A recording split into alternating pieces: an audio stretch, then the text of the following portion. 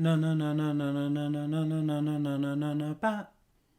No no no no no no no no no no no no no no no bat. Say Batman, god damn you! But it's Bat Week. Welcome back to a compendium of monsters. It is, in fact, Bat Week. Before we continue, chomp that subscribe button, but hey! Swipe or no swiping? I still need that! Darn.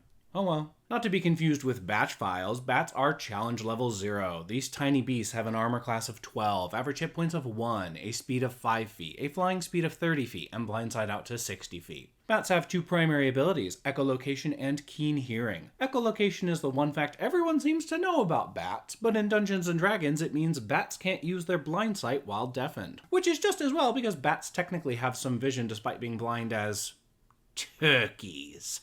Keen hearing is the ability you figured a bat had because, yeah, how are you going to use sonar if you can't hear? It's in the name! But keen hearing grants bats advantage on perception checks related to hearing. However, bats have a secondary ability when enough of them congregate. They become a swarm. Live for the swarm.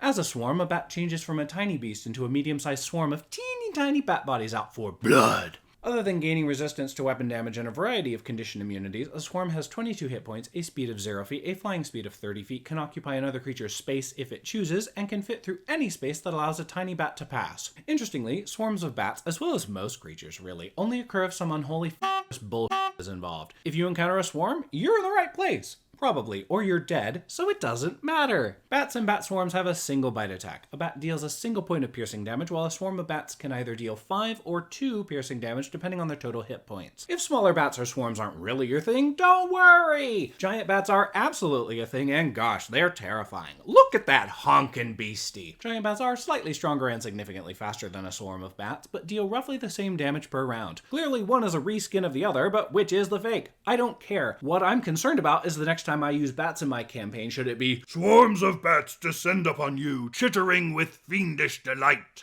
Or several giant bats soar out of the darkness, shrieking their displeasure at your intrusion. Which one is scarier? Probably the former, since the latter aren't under a dark influence. I'd prefer neither. Wizards has actually done a decent job creating bats. Their movement speed seems a little slow. 5 feet per second is roughly 3.4 miles per hour. Sure, the fastest bats can fly at 100 miles an hour in optimal conditions, but the slowest bats fly at something close to 4.5 miles an hour. So it's not great, but it's not unthinkably slow. If you're in a campaign where you're killing a lot of bats, hold on to their little pelts. If your DM is generous, they may allow you to start making a magical item called a Cloak of the Bat. This cloak is incredibly useful if stealth is something you value, as anyone wearing a Cloak of the Bat has advantage on stealth checks. If you fancy yourself a discount dime Batman, dim light or darkness affords the wearer the ability to grab the cloak's edges with both hands and fly at a speed of 40 feet. Just don't let go or enter an area of bright light or you'll splat faster than a fly on a windshield. If you'd rather not risk going splat, no worries! In dim light or darkness, you can use an action to polymorph yourself into a tiny bat. You retain your intelligence, wisdom, and charisma scores, but can only use this function once per day. And here's some random bat information because why not? Bats are seemingly renowned and reviled for carrying thousands of diseases and bacteria, but most of the gunk can't actually pass from bat to human. If you get bitten by a bat, go get a rabies vaccine just in case. But that's true of getting bitten by any wild animal. Don't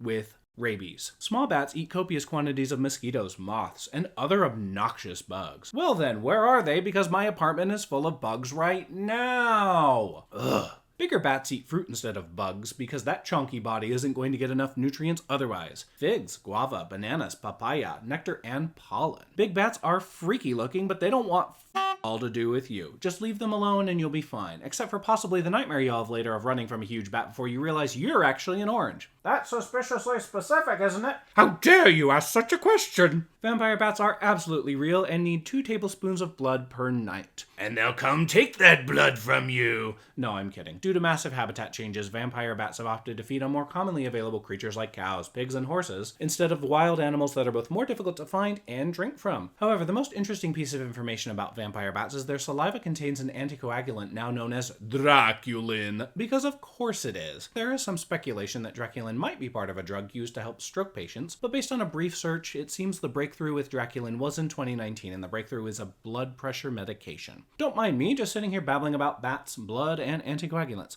Anyways, what do you all think of bats? Let me know in the comments below. A special thank you to my lovely patrons for your support. And thank you all so much for watching. If you enjoyed this video, please hit that subscribe button, smash that like button, share my video on your Twitter, Facebook, or other social media, and make the leap to become one of my patrons on Patreon. I'll see you all next time.